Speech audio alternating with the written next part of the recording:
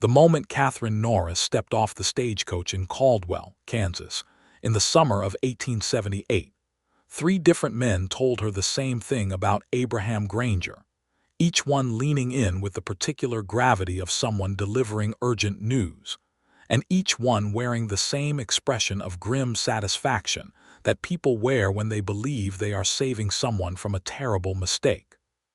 The first was the stagecoach driver himself, a weathered man named Holt who had a scar running through his left eyebrow and who smelled permanently of horse leather and tobacco. He climbed down from his seat, helped Catherine with her trunk, and then looked at her with something between pity and warning. "You the one going out to work for Granger?" he asked, and when she confirmed it, he shook his head slowly. "God help you, miss. That man is rough as a gravel road and twice as unpleasant. Ran off 2 housekeepers already. Third one quit before she even made it past the front door. He touched the brim of his hat and walked away before she could ask anything further." The second was the woman who ran the dry goods store on the main street of Caldwell, a sturdy, kind-faced widow named Mrs. Beaumont, who had spotted Catherine standing outside with her trunk and her letter of employment, and had taken immediate pity on her. She had ushered Catherine inside for a cup of coffee and a slice of cornbread, which Catherine had accepted gratefully since she had not eaten since before dawn. Mrs. Beaumont leaned across the counter and spoke in a lowered voice, though the store was empty. "Abraham Granger is not a man who takes kindly to people in general," she said, stirring her own coffee with a small spoon. "Lost his wife 3 years back. Has a little boy, 7 years old now, lovely child, but the father is, well. People say he is difficult. People say he does not speak unless he has something unpleasant to say, and he keeps mostly to himself out on that property of his. You seem like a sweet young woman. I want you to know what you are walking into."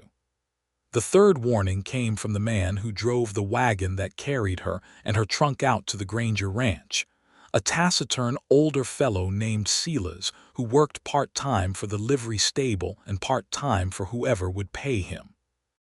He said very little for most of the 6-mile ride, which suited Catherine fine since she was watching the Kansas prairie open up around her, the wide gold and green sweep of it under an enormous sky, the kind of sky she had not known existed back in Philadelphia where she had spent the first 24 years of her life. Then, about a mile from the ranch, Silas cleared his throat.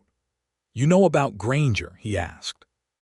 And when she said that she had heard some things, he nodded as though she had confirmed his worst fears. "Rough man," he said.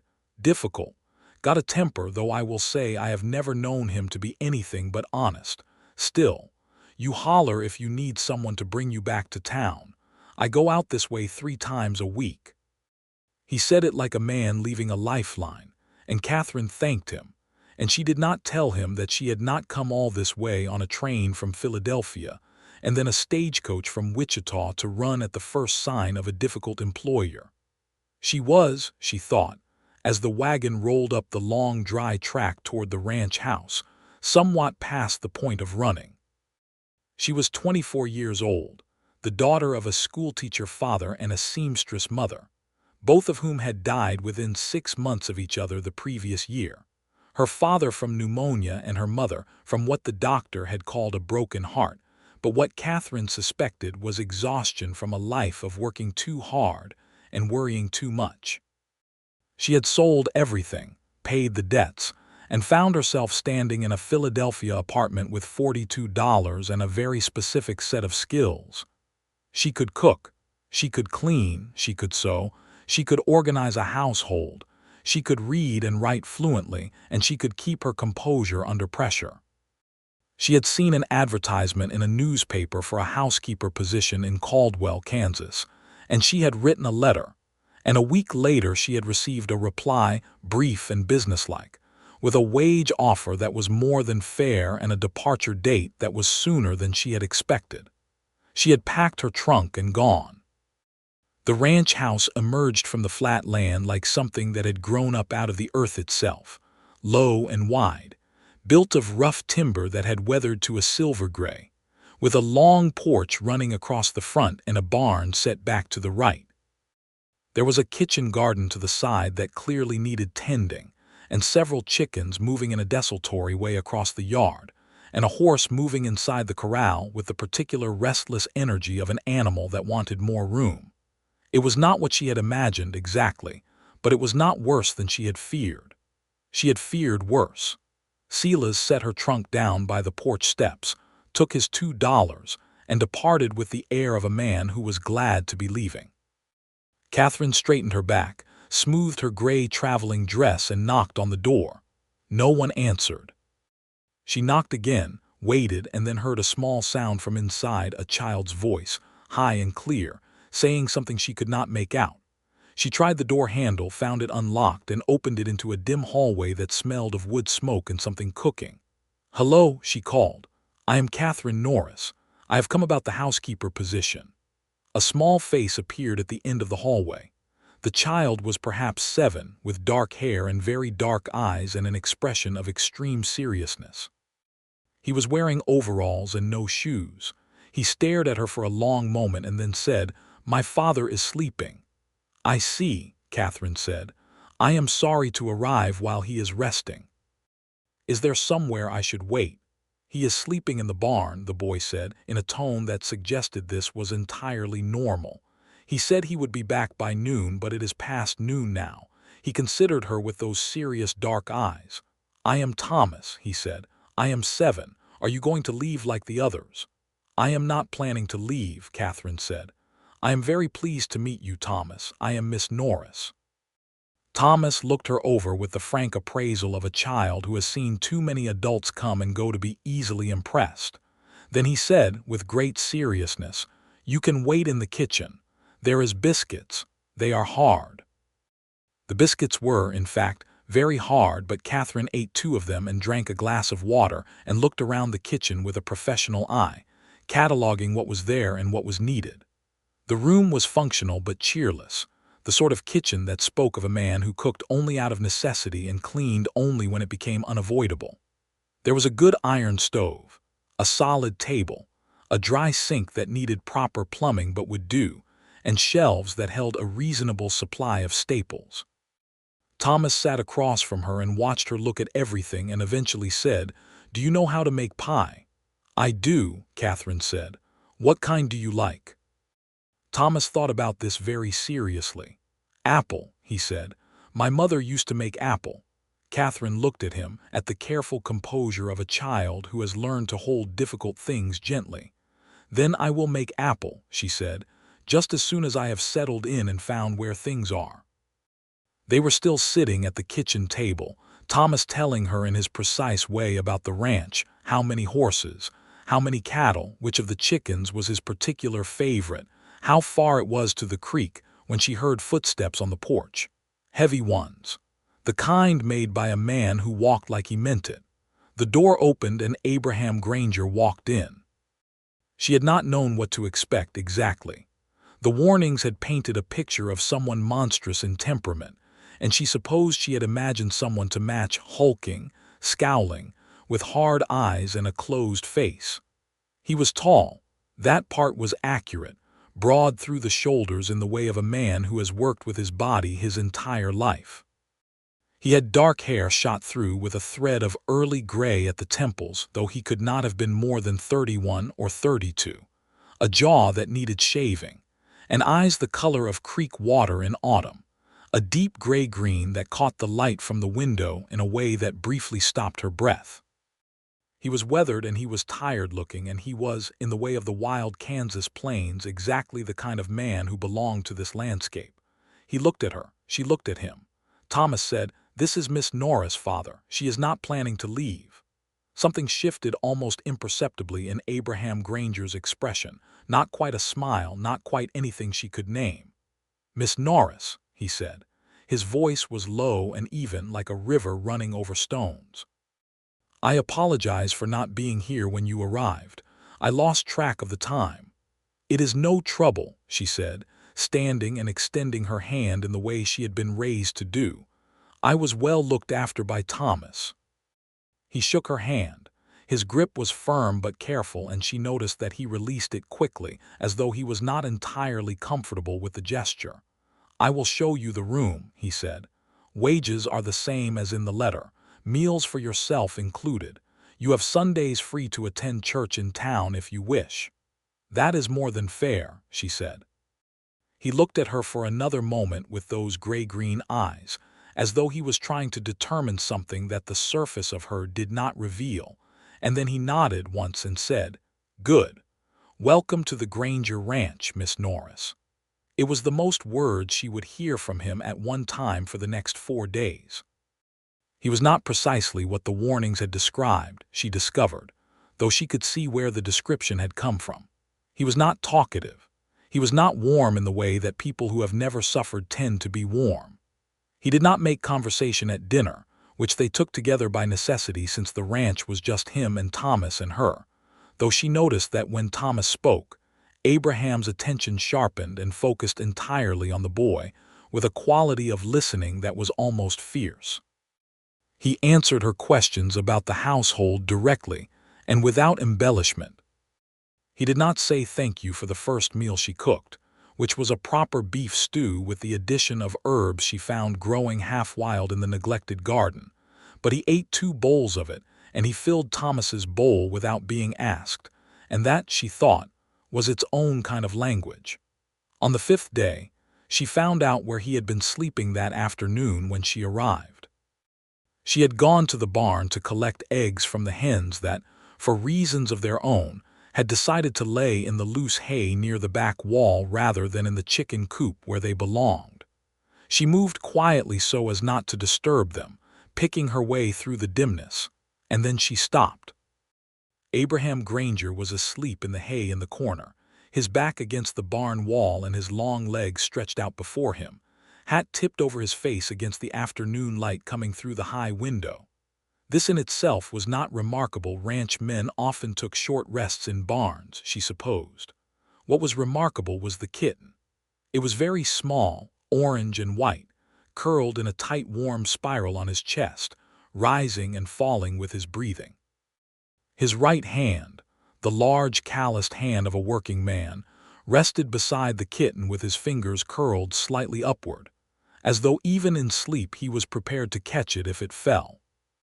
The kitten's ears moved once, tracking some sound she had not made consciously, and then settled. The man and the small animal breathed together in the dim light of the barn, and something about the image reached inside Catherine Norris's chest and rearranged something there quietly, without her permission. She gathered her eggs and left without waking him. That evening at dinner she said, "There is a kitten in the barn. I did not know about it." Abraham was cutting Thomas's meat into pieces, focused on the task with the same seriousness he brought to everything. "Found her last week," he said, without looking up. "Mother cat did not make it. She is too small to be outside yet." "She is very sweet," Catherine said. He glanced up then quickly as though he had caught something unexpected in her tone, but she was looking at her plate and the moment passed. Thomas said, "Father has been keeping her warm. He sits with her so she does not get lonely." He said this with the utter guilelessness of a child with no understanding of why it might matter. Then he looked at his father. "Can she come inside yet?" "When she is bigger," Abraham said, and returned to his dinner. Catherine looked out the window at the darkening prairie and felt something move in her chest again, that same quiet rearrangement, and she thought, perhaps the people in town do not know this man as well as they think they do. She stayed. She cooked and she cleaned and she organized and she planted more in the kitchen garden and she read to Thomas in the evenings and taught him arithmetic with small stones on the kitchen table. She repaired shirts and hemmed trousers and learned where the creek was and where the good firewood was kept and how Abraham took his coffee in the morning, which was black and very hot and without ceremony. She learned that he rose before dawn every day and came in for breakfast after the first round of chores, that he worked until the light was gone, that he was tired in the evenings with the honest exhaustion of physical work well done, that he sometimes sat on the porch after Thomas was asleep and looked at the stars with an expression she could not quite read. She began, without planning to sit on the porch too sometimes. The first time it happened, about 2 weeks into her employment, She had stepped outside with a cup of tea and found him already there, and she had almost gone back inside, not wanting to intrude. But he had not said anything to suggest she should go, and so she had sat in the other chair, and they had sat in companionable silence for perhaps 20 minutes before she went to bed. After that it became, in the way that things become habits without anyone quite deciding they will, a regular occurrence. They did not always talk, but sometimes they did. She learned things about him in these porch conversations that she could not have learned any other way. That he had grown up in Missouri, the son of a farmer, and had come to Kansas when he was 19 because the land was cheap, and the sky was wide, and he had felt always a kind of restlessness that needed space to breathe. That he had built the ranch house himself, with some help from neighbors, over the course of a long, hard winter. That he had married Ellen Forsythe when he was 23 and she was 21, and that they had been happy in the particular way of people who are building something together, and that Thomas had been born the following year, and that Ellen had died of fever when Thomas was 4 years old. He told her this last part in a voice that was absolutely steady, the voice of a man who has made his peace with something the only way you can make peace with it, by carrying it so long it becomes simply part of the weight of yourself. "I am sorry," she said. "It was 3 years ago," he said, not dismissively, but in the way of a man who has learned to locate grief in time so that it does not swallow the present. "Time does not always make it smaller," she said. "Sometimes it just makes you better at carrying it." He was quiet for a moment. Then he said, "Yes, that is exactly right," and he looked at her with those gray-green eyes in a way that made her look back at the stars. It was on one of these evenings, about 3 weeks after she had arrived, that she told him why she had come all the way from Philadelphia to Kansas for a housekeeping position, which was the question he had never asked but which she had noticed him not asking, which was, she was beginning to understand, his particular way of being considerate. "My parents died last year," she said. "Both of them within 6 months. I had nothing left there. I had the skills for this kind of work and I wanted to be somewhere new, somewhere that did not feel like absence." He was quiet for a moment. "Does it," he asked, "feel like absence here?" She thought about it honestly. "No," she said. "It feels like something beginning." She heard him exhale very slowly. It was not quite a sigh. It was more like something being released. She did not look at him. The kitten, whose name turned out to be Ginger, came inside in the 4th week, and Thomas was beside himself with joy. She established herself immediately as a creature of supreme confidence, claiming the hearth rug as her own, sitting on Thomas's lap during story time, and occasionally appearing on the kitchen table during breakfast, which Abraham removed her from with an expression of great sternness that was absolutely not fooling Catherine at all, particularly when she caught him later giving Ginger a small piece of dried beef, as though bribing the cat to maintain the fiction that he was strict about these things. The autumn deepened around them, and the work of the ranch continued, and Catherine settled into the life of the place, as though she had been there much longer than she had. She understood that she had become, in some functional sense, part of the small family of 3 that inhabited this house, and she understood also that this was complicated territory, that she was an employee and a woman alone in the world, and that Abraham Granger was her employer, and that the feelings that were developing in her chest with the quiet persistence of prairie grass after rain were not feelings she had any idea what to do with. She watched him with Thomas, the particular tenderness of a man who does not show tenderness easily, but shows it completely where it counts. She watched him work, the focused competence of someone who knows exactly what he is doing and does it without waste or drama. She watched him read on Sunday evenings by the lamp, his brow furrowed, his lips moving slightly with difficult passages. She watched him be kind in ways he did not seem to know he was being kind, setting aside the best piece of chicken for her plate, fixing the loose step on the back porch without being asked, leaving wildflowers on the kitchen table once with no explanation whatsoever, as though they had simply appeared there of their own accord. She thought, This man is not rough and difficult. He is careful. He is someone who has learned to be careful with the things that matter to him because he has learned what it costs to lose them. She thought this, and she also thought that she could be wrong, that she was not the most objective observer of Abraham Granger at this particular moment in time, and she made herself be sensible about it.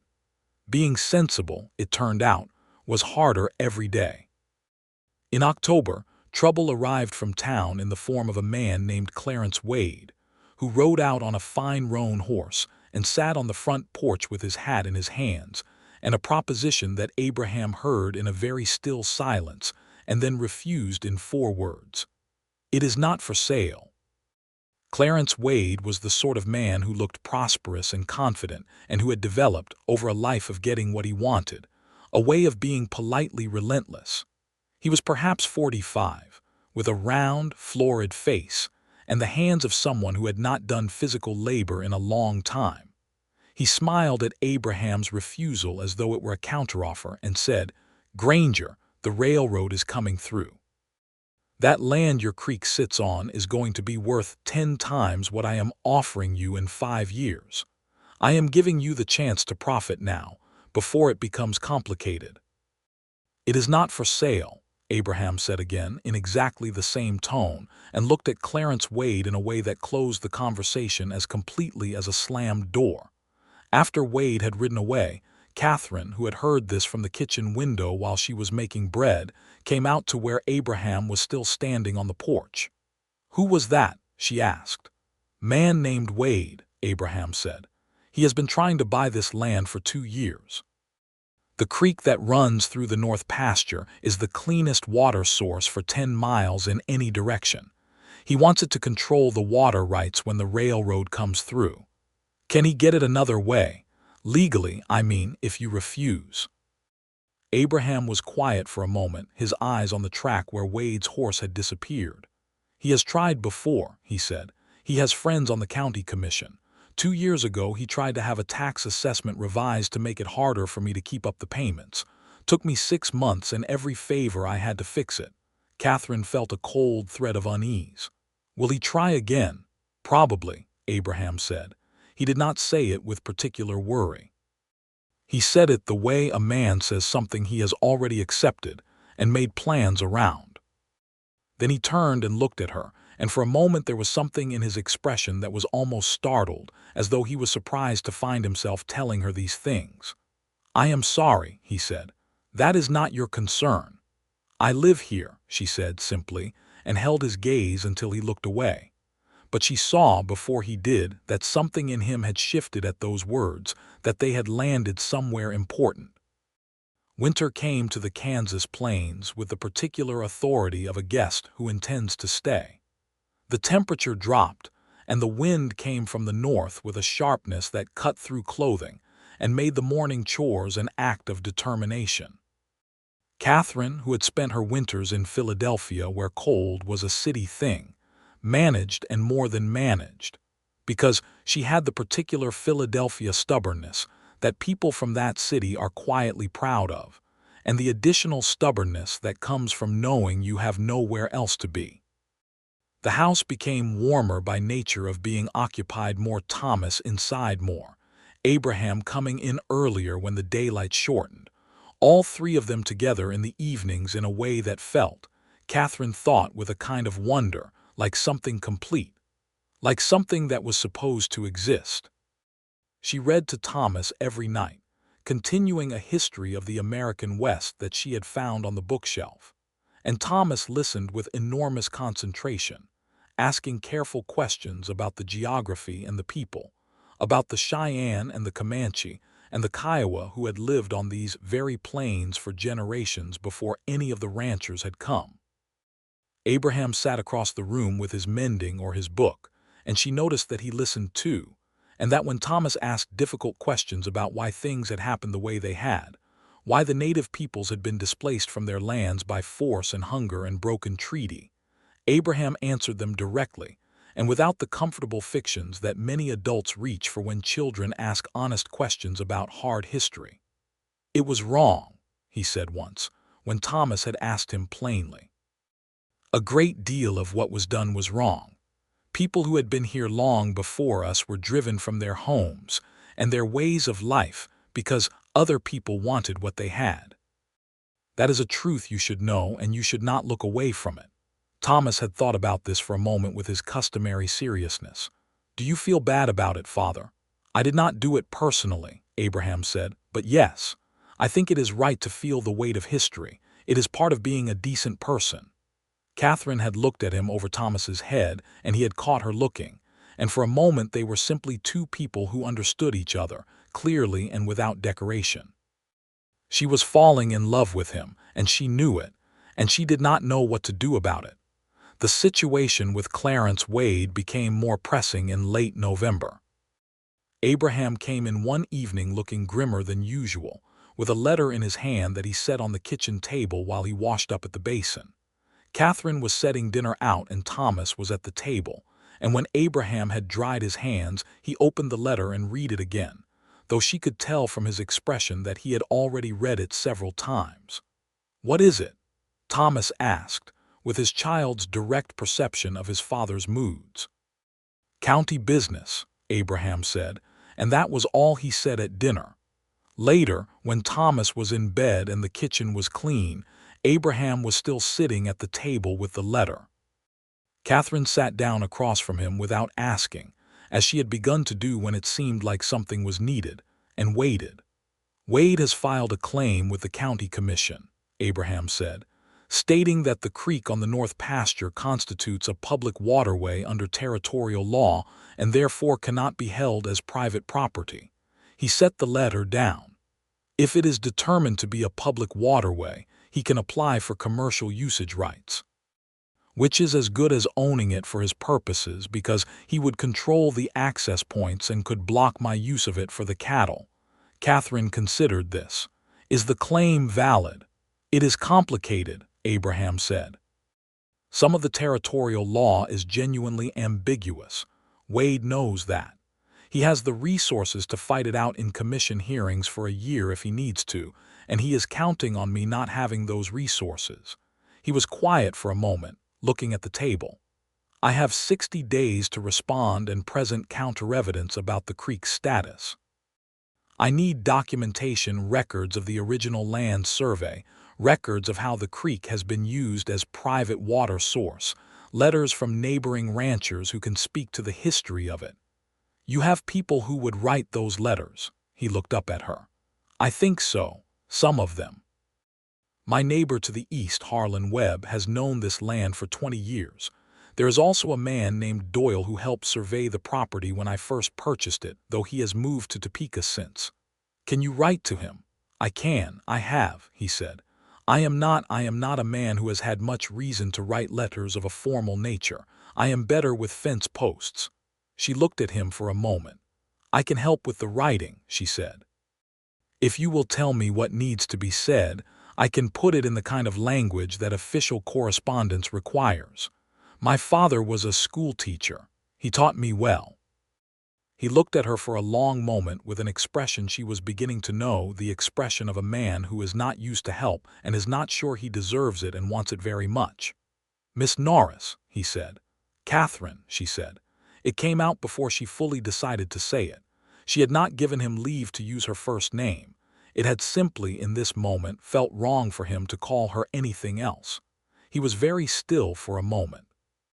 "Catherine," he said, and her name in his voice was different from anything she had expected, careful and low and almost wondering, as though it were a word in a language he was learning.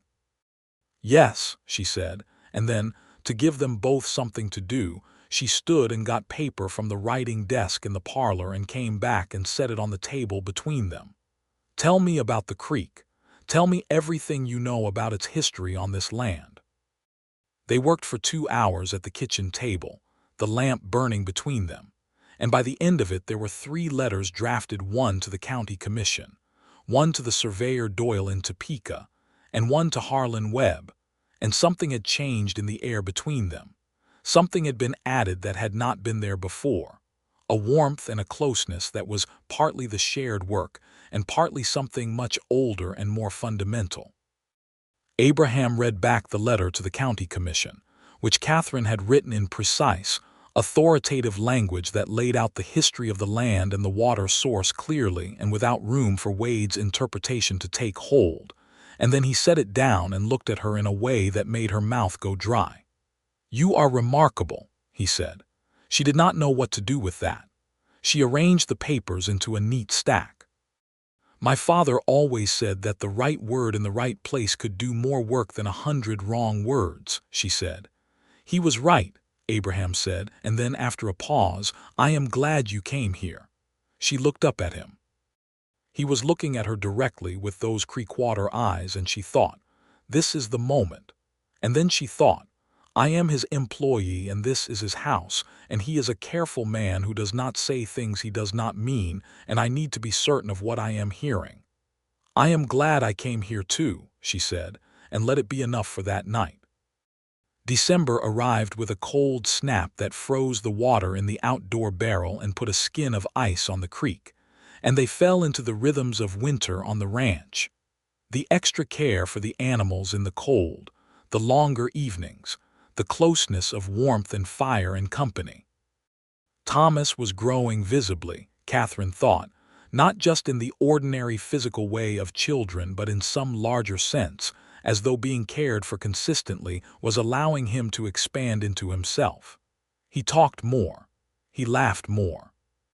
He had named Ginger officially and composed, with Catherine's help, a formal biography of the kitten's life, which he read to his father at dinner one evening with enormous seriousness, while Abraham listened with his full and fierce attention and the smallest possible smile at the corner of his mouth. When Thomas had gone to bed that night, Abraham said, "He has been happier since you came." "He is a wonderful child," Catherine said. "He has good people behind him." Abraham was quiet for a moment. He had his mother's patience. "I'm afraid he also has my—" He stopped. "Seriousness," she offered. Something like warmth moved in his eyes. "I was going to say stubbornness." "Those are often the same thing," she said, "when the cause is right." He looked at her with that wondering expression that she was collecting the way you collect certain stones because of their particular quality of light. "You see things very clearly," he said. "I see you clearly," she said, and then she felt her face go warm because that had been more than she had intended. She looked at her sewing. He was quiet for a moment, and she heard him shift in his chair, and then he said in a voice that was very quiet, "Is what you see," and then he stopped. She looked up. He was looking at her with an expression she had not quite seen on him before, something open and uncertain, something that reminded her of Thomas's face when he was trying to ask for something he was not sure he was allowed to want. "Is what you see," he said again slowly, "something that you would choose to continue seeing." The fire crackled. Ginger moved on the hearth rug. Outside, the wind moved across the plain with its low, particular voice. Catherine set her sewing down in her lap and looked at Abraham Granger, at the careful, weathered, honest face of a man who had just asked her something that cost him considerably to ask, in the only way he knew how to ask it. "Yes," she said, "I would." He exhaled. His hand, which had been resting on the arm of his chair, opened and then closed again. I know that I am not easy to be around," he said. "People have found me difficult. I do not have—" He stopped again. The articulation of feeling was a foreign country to him, and he was trying to navigate it in real time.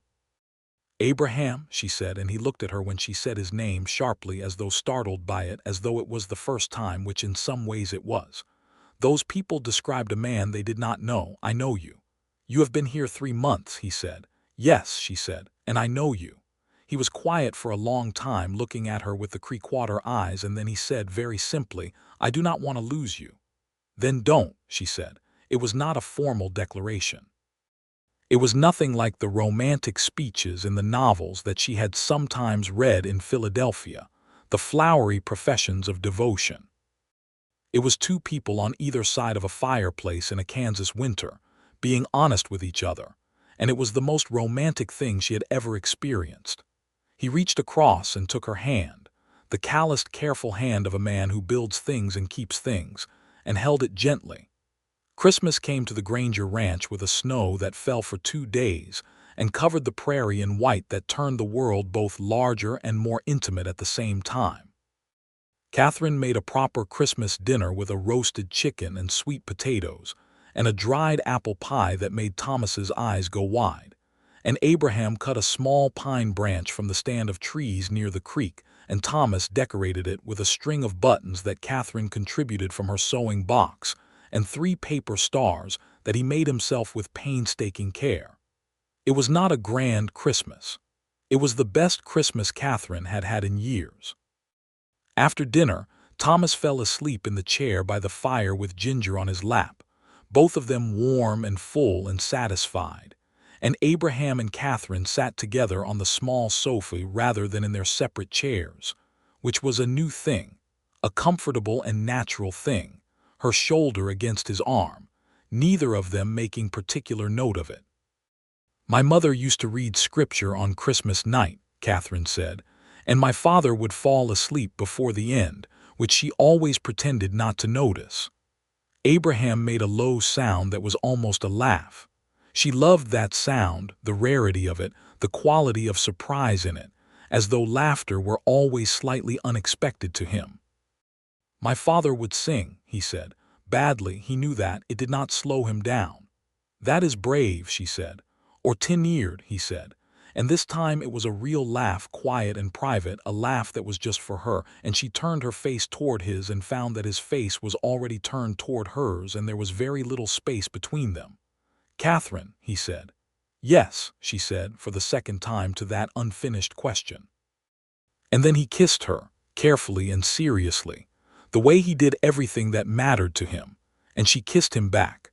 And Thomas slept on in his chair, and Ginger purred on Thomas's lap, and the snow fell on the Kansas plain, and the fire burned low, and the world outside was silent and white and very large, and did not concern them at all just now. January brought the county commission hearing notice, and Abraham went into Caldwell on the appointed day. With the letters they had collected, Harlan Webb had written a thorough and emphatic one, and the surveyor Doyle had sent an official document attesting to the private land survey records. And Catherine stayed at the ranch with Thomas and tried to read, and could not, and made biscuits instead, good ones this time, and waited. He came back in the late afternoon, his horse moving up the track at a walk while the winter light was already going orange and low, and she watched from the porch window, and when she saw him swing down from the saddle with the unhurried movement of a man who is not rushing to tell bad news, some of the tension in her chest eased. He came in through the back door, hung his coat and hat, and found her in the kitchen. Thomas appeared from the other room with the same question on his face that was on hers. "The commission ruled in our favor," Abraham said. "The creek is private property. Wade's claim was rejected." Thomas said, "Ha," with great satisfaction in a way that sounded so much like his father that both Catherine and Abraham looked at him and then at each other. "That is wonderful news," Catherine said. "The letters helped," Abraham said. "The language in your letters to the commission," one of the board members said afterward, that it was the clearest articulation of property law he had seen in a county proceeding. He looked at her steadily. "Thank you. We did it together," she said. He crossed the kitchen and stood close to her and took her face in his hands, the careful calloused hands, and kissed her forehead. It was a quiet and certain gesture, the gesture of a man who has decided something and is at peace with the decision. Thomas made a small sound that could have been disgust or approval. It was difficult to tell with Thomas. Clarence Wade did not come back. He had other ventures and he moved on, as men like him move on when a wall proves genuinely solid, looking for easier gaps. It was not, Catherine thought, that justice had been served in any grand cosmic sense. Wade would almost certainly do to someone else what he had tried to do here, and that was a troubling truth. But the ranch was safe. The creek was safe. The 3 of them were safe. Spring came to the Kansas plains with the particular glory of a season that has been honestly earned. The grass greening up across the rolling flats, the meadowlarks returning with their liquid songs, the kitchen garden exploding into life as Catherine put in seeds with Thomas's serious help. She had been at the Granger ranch for 8 months now, and the life that she had thought of as beginning when she arrived had become something she could not imagine ending, something that had rooted itself in her as solidly as the ranch had rooted itself in the earth. She and Abraham had not made any formal arrangement. They were what they were. He did not call her Miss Norris anymore. She had stopped thinking of him as her employer. They sat together in the evenings and walked the fence line together on Sundays when the weather was good, and she knew the land now almost as well as he did. The particular smell of the north pasture in the morning, and the sound the creek made in spring when it ran high with snowmelt from somewhere far north. Thomas had stopped asking if she was going to leave and had begun instead to simply include her in everything, the way children include people they have decided are permanent. It was Abraham who brought it up, on a warm April evening when they were sitting on the porch and the sky was going through its spectacular prairie sunset performance, all gold and pink and a deep blue at the top that was almost too beautiful to be believed.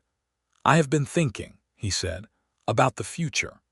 She waited, in the way she had learned to wait for him, which was to be still and give the words time.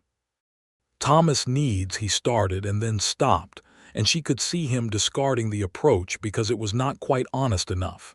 "I need," he said, and the correction cost him something. "I need to ask you something, and I want to ask it right. I want to be honest about what I am asking and what I am hoping." "Then be honest," she said gently. He turned to her. In the last of the evening light with the sunset behind him, he was very handsome in the plain and unpretentious way of someone who has never thought about it, and she thought, "I will remember this evening for the rest of my life." "I am asking you to marry me," he said. "Not because the house needs keeping or Thomas needs a mother, though both things are true. Because you are the person I want beside me. Because when I am talking to you I am more myself than I know how to be otherwise. Because the idea of you leaving this ranch is not a thing I can think about plainly." He stopped. "Because I love you. I have loved you for some time." I was slow to say it. She felt tears come to her eyes, which surprised her because she was not a woman who cried easily. "You were not slow," she said when she could trust her voice. "You were careful. There is a difference." He took her hand. "Is that a yes?" "Yes," she said. "Abraham, it is a yes." He kissed her again, there on the porch in the last of the April sunset, and it was different from the Christmas kiss. This one was surer and warmer and longer, the kiss of two people who have decided on each other completely. They told Thomas the next morning at breakfast, and Thomas received the news with the solemnity he brought to important things, sitting very still for a moment while he thought it through. Then he looked at Catherine and said, "So you are staying?" "I am staying," she said. Thomas considered this. Then he nodded once, in a way that was so exactly like his father that it startled her into laughing. And Abraham looked at Thomas and looked at her laughing, and his expression was the most purely content she had ever seen on any human face. "Good," Thomas said, and returned to his breakfast. They were married in May, in the small Methodist church in Caldwell that Catherine had been attending on her Sundays off, in a ceremony that was attended by Harlan Webb and his wife, who had become friendly with Catherine over the winter through a correspondence that had started with the letter about the creek and expanded into something genuine, and Mrs. Beaumont from the dry goods store, who cried through the entire ceremony with the open satisfaction of a woman who had been worried and had been proved wrong to worry, and Silas the wagon driver, who sat in the back row with his hat in his lap and wore the expression of a man who was pleased to have misjudged something for once. Abraham stood at the front of the church in his good coat, which Catherine had brushed and pressed the evening before, with his dark hair combed, and the thread of gray at his temples catching the morning light through the church window, and he watched her walk toward him down the aisle with an expression that she felt in her bones, an expression of something so complete and careful and sure that she had to breathe very deliberately to keep herself entirely composed. Thomas stood at his father's side, in his own good coat, also pressed, holding a small bouquet of prairie wildflowers that he had picked himself, because he had decided that this was something he wanted to do, and he presented them to Catherine with great ceremony when she reached the front of the church, and she accepted them with equal ceremony. And beside her, she heard Mrs. Beaumont make a sound that suggested the crying was going to be substantial and prolonged. The vows were the traditional ones, in the minister's careful voice, and Catherine heard Abraham say his with the quietness and certainty that characterized everything he truly meant, and she said hers with a clarity that surprised even herself, because she had never said anything more sure in her life. They rode back to the ranch in the afternoon, the three of them in the wagon, with the May prairie spreading wide and green around them and the meadowlarks going on extravagantly in the grass. And Thomas sat between them and chattered about the wedding cake that Mrs. Webb had made, which had been very good, and Catherine held Abraham's hand on the seat and felt the sun on her face and thought, "I came to this place not knowing what I was coming to. And what I was coming to was this." The summer of 1879 was a good one, in the way that follows a difficult winter and a hard-fought spring, warm and generous, with enough rain to keep the grass and the garden lush and the creek running clean. Catherine was part of the ranch now in a way that went beyond what she had been before, not the housekeeper but the partner, the other set of hands and eyes, and the other half of every decision.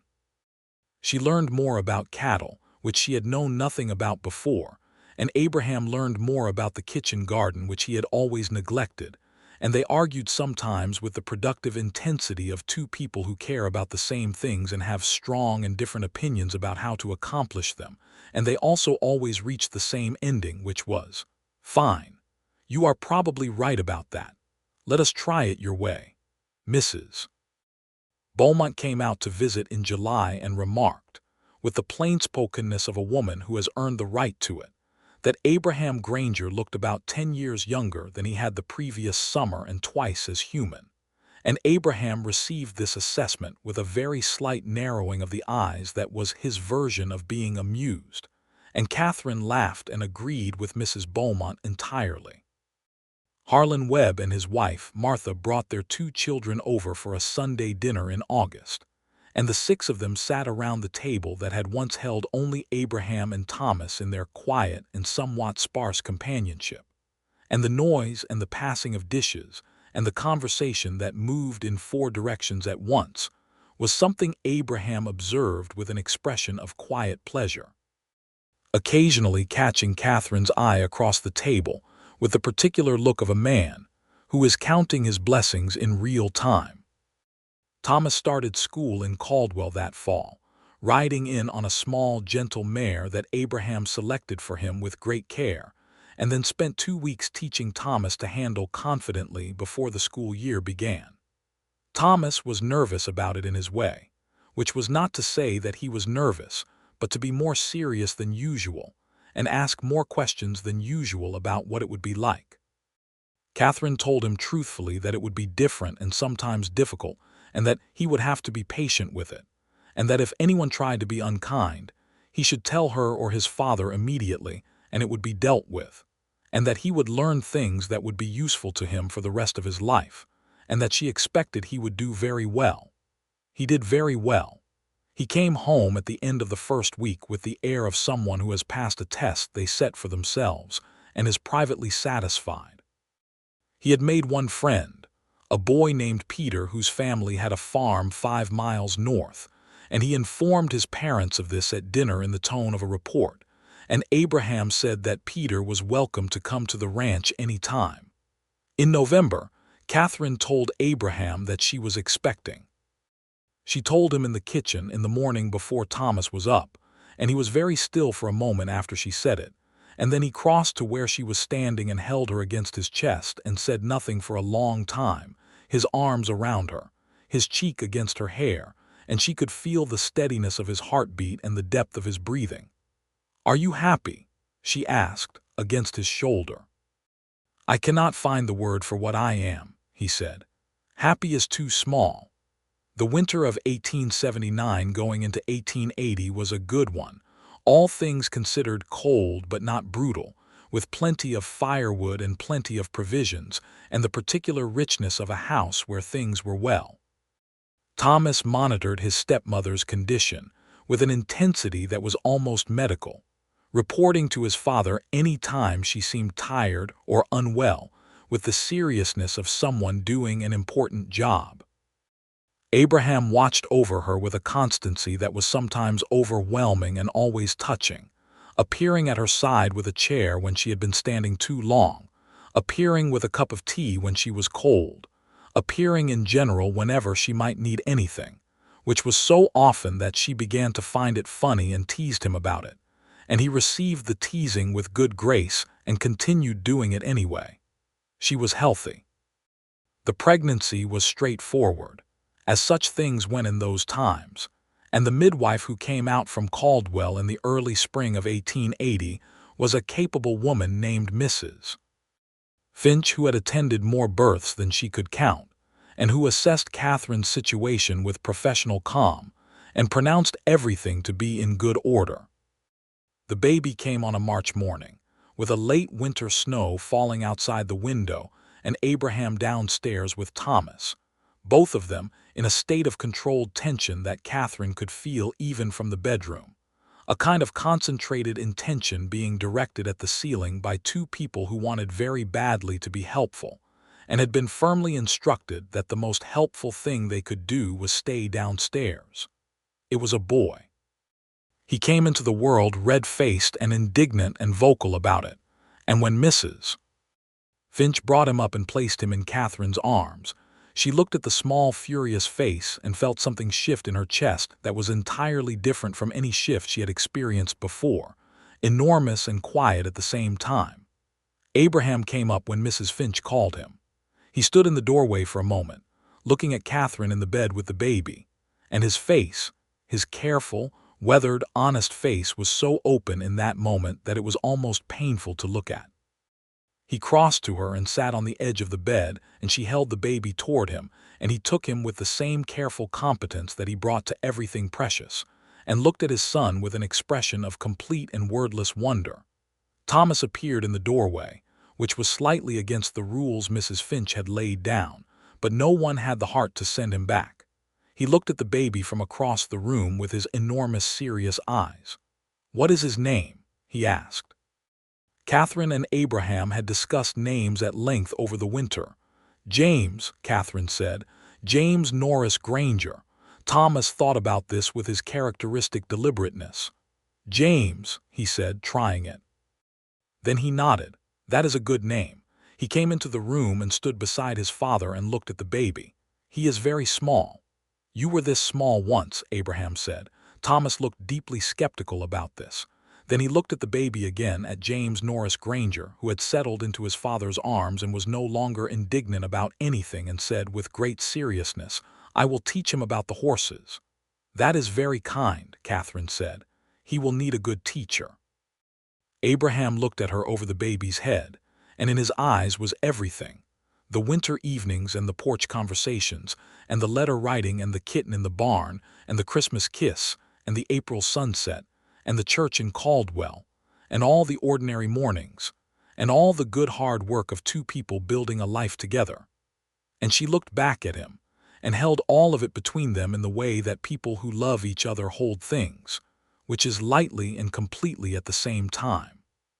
Spring came again to the Kansas plains, and James was 3 months old and growing fast, with a look of determined focus that was so precisely his father's that it made Catherine laugh every time she saw it.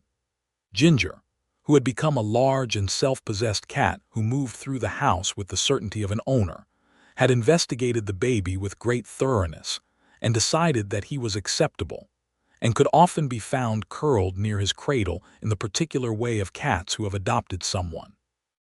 Thomas was 8 now, and a different child from the grave, watchful boy who had met Catherine at the door 18 months ago, still serious, still precise, but open now, and occasionally prone to something very close to silliness when it was just the family, which was its own kind of joy to witness. He had inherited his father's competence with horses, and was genuinely helpful with the smaller ranch tasks in the way of a child who has been taught to work honestly. Abraham had, over the course of the year, become someone who laughed more than he had before.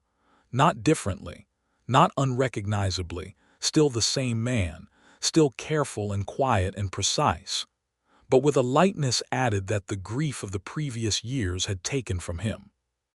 He laughed at Thomas's careful observations, at Ginger's magnificent self-importance, at his own occasional misjudgments, and most freely at Catherine, who had a sharp and affectionate wit that ambushed him regularly, and that he had come to love as one of the specific and irreplaceable qualities of her. He told her this one evening, sitting together on the porch with the spring night warm around them and James asleep inside and Thomas reading in his room, told her that she had changed the quality of his life in a way he could not fully articulate, and had no intention of trying to adequately articulate, because he did not trust that any number of words would do the job, and that he was grateful every day, and that he loved her in the way that large, solid things are true. Not dramatically, not urgently, but completely and without any question of it being otherwise. She put her head on his shoulder. "You articulate it very well," she said, "for a man who claims to be better with fence posts." His arm came around her. "You have been a good influence," he said. "I have," she agreed, and he laughed, and the spring night continued around them. The summer brought good cattle prices and a new agreement with the railroad, which had indeed come through as Clarence Wade had predicted, though it had come through to the north of them, and had if anything increased the value of the Granger land rather than complicating it, since the ranch now sat in a good position relative to the new stock routes. Abraham negotiated a transport arrangement for his cattle that was considerably better than what he had been managing before, and the ranch prospered in the quiet and real way of something that is being built by people who know what they are building toward. Mrs. Beaumont came out for Sunday dinner so often through that summer and fall that she became something like a fixture, occupying the chair by the window with the authority of someone who belongs in a place, spoiling James outrageously with the focused dedication of a woman who has no grandchildren and has decided to adopt some, and arguing amiably with Thomas about everything from the best way to pick apples to the correct interpretation of historical events. Arguments that Thomas engaged in with great passion and genuine enjoyment because he had found, in Mrs. Beaumont, an adult who argued back seriously and did not condescend. In the fall of 1880, a young couple named Fletcher and Dora Haynes moved into the abandoned homestead 2 miles to the south, and Abraham and Catherine rode over with a basket of provisions and introduced themselves. And the Hayneses turned out to be exactly the kind of people that lonely country needs, hardworking, friendly, with 3 young children, and a willingness to be neighbors in the full prairie sense of the word. Which means helping when help is needed, and being honest when honesty is required, and sharing what you have, and not keeping count of it. Fletcher Haynes had been a carpenter before coming west, and when the Granger barn needed new boards that winter he came and helped with a competence that Abraham valued deeply, and Abraham helped the Hayneses put in their first proper root cellar in return, and the 2 families settled into the particular friendship of people who have chosen the same hard and beautiful life and recognize each other because of it. Thomas and the oldest Haynes boy, who was 9 and named Samuel, became the kind of friends that form in childhood and last decades, constantly together when possible, equally matched in both stubbornness and competence, and the source of a reliable supply of minor disasters and major achievements that their parents navigated with the weary amusement of people who know what children are for. Christmas of 1880 was the fullest the Granger house had ever been. Abraham and Catherine and Thomas and baby James, Mrs. Beaumont, and the Haynes family crowding around a table that had been extended with an extra board, and every chair in the house pressed into service. James sat in a high chair that Abraham had built himself during the fall evenings, because the cradle was already too small, and the boy showed every sign of continuing to grow at an alarming rate, and presided over the dinner with the regal benevolence of someone who has recently discovered that food exists and is entirely in favor of the development. After the Haynesses had gone home through the cold dark and Mrs. Beaumont had been helped into the wagon she had borrowed from the livery stable for the night, Abraham and Catherine sat together in the quiet house, with Thomas asleep upstairs and James in his cradle by the fire, and Ginger arranged on the hearthrug like a small orange monarch. And Catherine rested her head on Abraham's shoulder and thought about the Catherine Norris who had stepped off a stagecoach in Caldwell 2.5 years ago with a trunk and $42, and the careful hope of someone who has lost a great deal and is trying to find something worth building. She had found it. She had found it in the form of a man who slept in barns with tiny kittens on his chest, and who answered his son's hard questions directly, and who wrote to county surveyors and built high chairs, and stood at the front of churches with his dark hair combed, and his whole honest heart in his face. She had found it in Thomas with his serious eyes and his growing laughter. She had found it in James, who was currently snoring very slightly in his cradle in the manner of a person entirely at peace with his situation. "What are you thinking about?" Abraham asked, his voice low so as not to wake anyone. "How strange it is," she said, "that I came here because I had nowhere else. And that everywhere else would have been a mistake." She felt him press his lips to her hair. "I know," he said. "I think about that too. Do you? What do you think about it?" He was quiet for a moment, the considered silence of a man who does not speak carelessly. "I think," he said, "that I was here, and you were there, and something had to happen to bring you here, and it did. And whatever I think about the general distribution of justice in the world, I am grateful for that one particular fact every day of my life." She turned her face up to him, and he kissed her in the firelight with James's small sleeping sounds in the background and Ginger purring somewhere near their feet, and the world outside was cold and large and entirely unthreatening. The year 1881 moved through its seasons with the steady rhythm that becomes, over time, not monotony but music, the particular song of a life that knows its shape. Spring planting and summer work and fall harvest and winter evenings. James was walking by summer, with the absolute confidence of someone who has decided that falling is not a deterrent but merely an interesting development. And he walked everywhere with the same focused determination that characterized his father, and with a talkativeness that was purely his own, a sunny and persistent commentary on everything he observed that charmed everyone he encountered and occasionally exhausted them. Thomas at 9 was a young man in the making, sharp and competent and loyal and funny in the dry, understated way that ran in his family. And Catherine watched him sometimes and thought about Ellen, the first wife she had never met, whose patience Thomas had inherited. She thought about her without jealousy or discomfort, only with a kind of gratitude toward someone she would never know, a woman who had loved this man and given him this son and who had made it possible in some long chain of events for Catherine to find herself standing in this kitchen in this life. She had said this to Abraham once quietly, and he had been still for a moment and then said, "I think she would have liked you." And then after another moment, "Thomas loves you, fully. I hope you know that." "I do know that," she said. "I love him fully too." And that had been, she thought, one of the most complete things anyone had ever said to her, and one of the most complete things she had ever said, and they had stood in the kitchen in the morning light for a moment longer than was strictly necessary, and then gone on with the day. In the late summer of 1881, the surveyor Doyle came through Caldwell on business and stopped at the ranch on his way through. A stout man in his 60s, with the careful eyes of someone who has spent his life measuring the earth and knows its value. He stayed for dinner and was charming company, full of stories from his years across the territory, and afterward he said to Abraham and Catherine, "I have been to 100 homesteads across Kansas and the territories. I want you to know this is one of the good ones." Abraham said nothing, because he rarely said things that were obvious, but his hand found Catherine's under the table and pressed it once briefly, and she pressed back.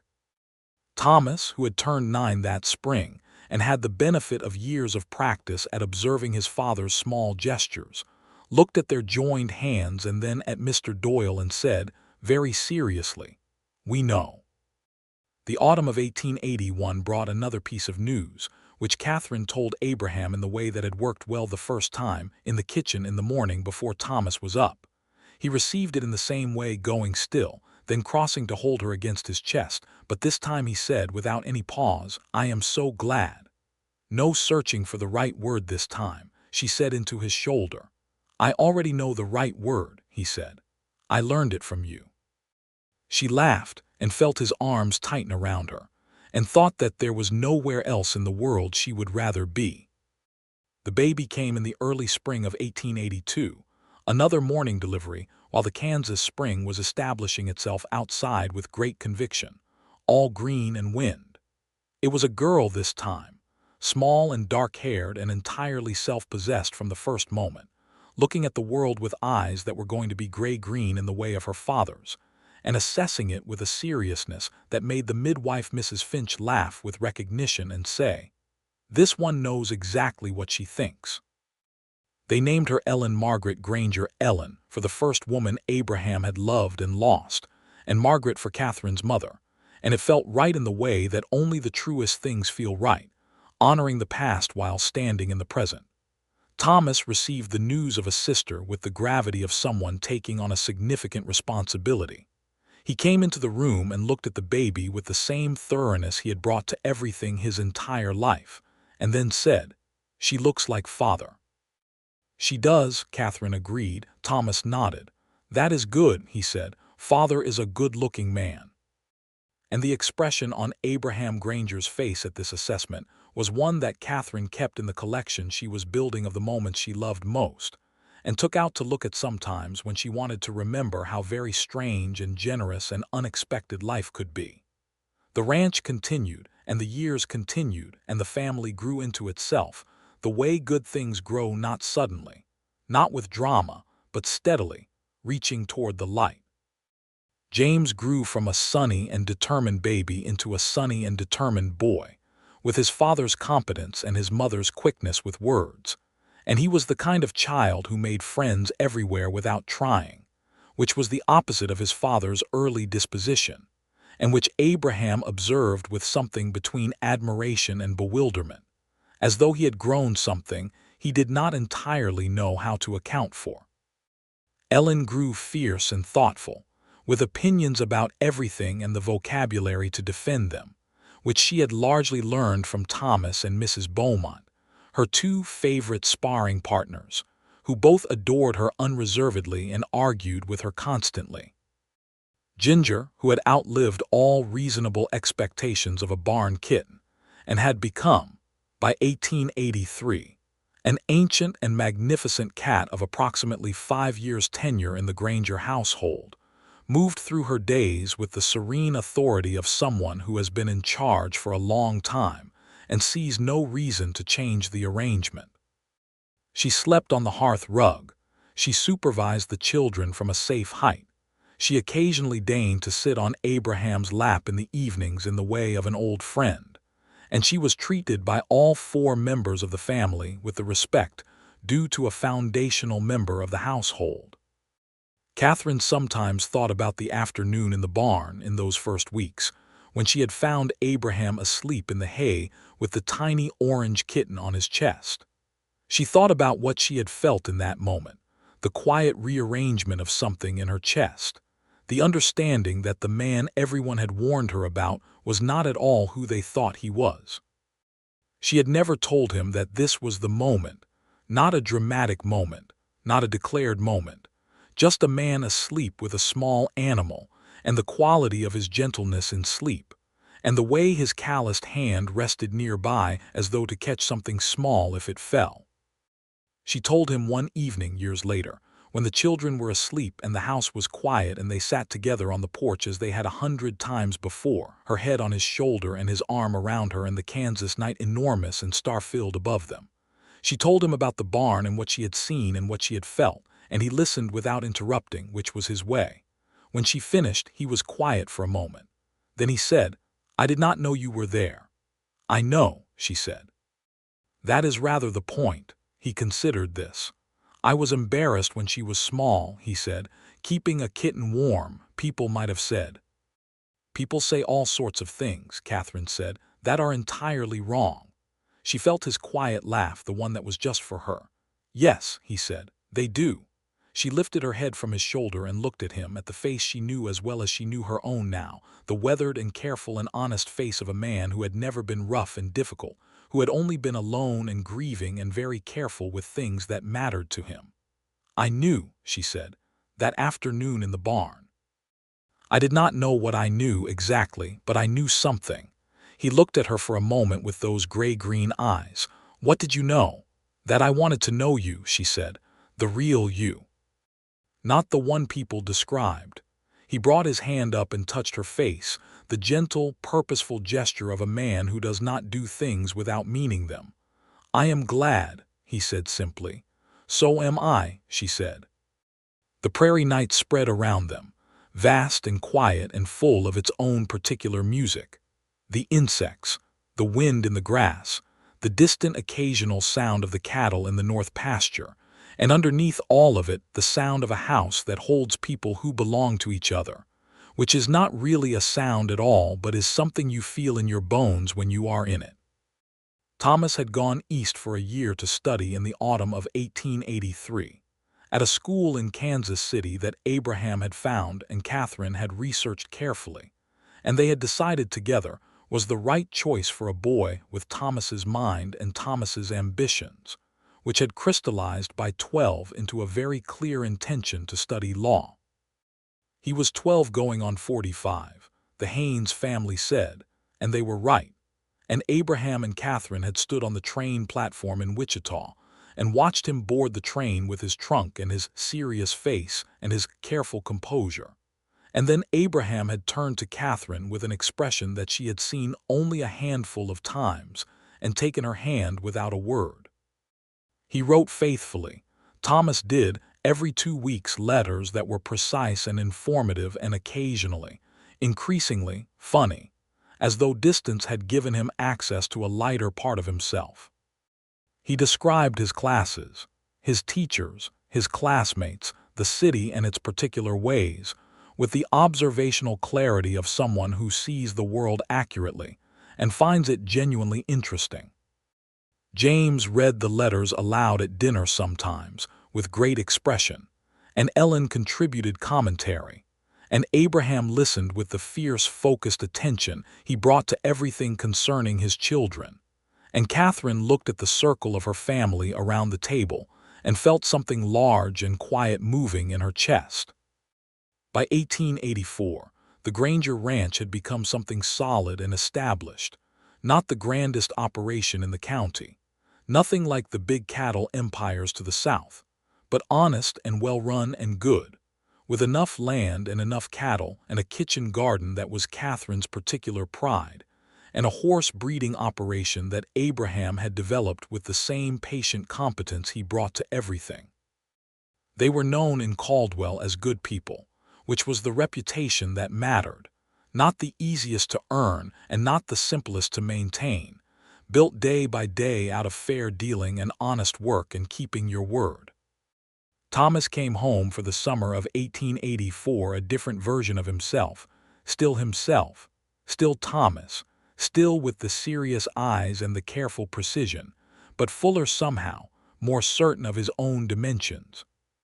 He was 13 and tall, with his father's build beginning to show itself, and he sat at the dinner table on his first night home and answered James's and Ellen's questions with the patience of a much older person, and argued amiably with Mrs. Beaumont, who had come to dinner specifically to see him, about the relative merits of Eastern cities versus the Western territories, a debate in which Mrs. Beaumont held the firm position that Kansas was sufficient, and Thomas held the equally firm position that the world was large and worth knowing, and neither of them was wrong and both of them knew it. After dinner, Abraham and Catherine sat on the porch, and Thomas came out and leaned against the railing and looked at the prairie in the long evening light, and then he turned and looked at them, at his father and his stepmother sitting together as they had always sat, close and easy and permanent, and said, "I missed it." "The ranch," Abraham said. "All of it," Thomas said. "This." He gestured vaguely, encompassing the porch and the house and his father and Catherine and the enormous sky. "It is good here." Abraham looked at Catherine. Catherine looked at Abraham. It was the same look they had been giving each other for 6 years now, the one that contained everything that did not need to be said because it was already thoroughly understood, the look of two people who have been honest with each other in all the ways that count and have found in that honesty something that holds. "Yes," Abraham said, turning back to look at the prairie. "It is good here." And the evening continued, and the stars appeared one by one over Kansas in the particular way that plain stars appear, suddenly and everywhere, as though they had been there all along waiting to be noticed. And the lamp in the kitchen window made its warm square of light against the dark. And inside, James was telling Ellen a story that she was loudly critiquing on grounds of accuracy, and Ginger moved somewhere in the quiet house with the soft assurance of age. And the wind came soft from the south with the smell of grass and summer in it, and Catherine Norris Granger sat beside her husband on the porch of the ranch they had built together, and felt the full and settled weight of a life.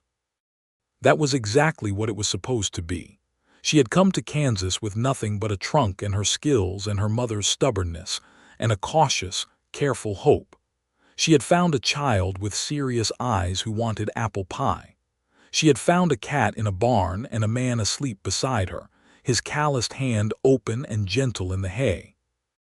She had found letters to write and creeks to defend and winters to survive and springs to celebrate, and a whole wide prairie that turned out to be not emptiness at all but space enough for grief to soften, for hope to take root, for love to grow into something as solid and real as the Kansas earth itself, as enduring as the sky above it, as quietly astonishing, if you paid attention, as the first stars appearing over the open plain at the end of a summer day.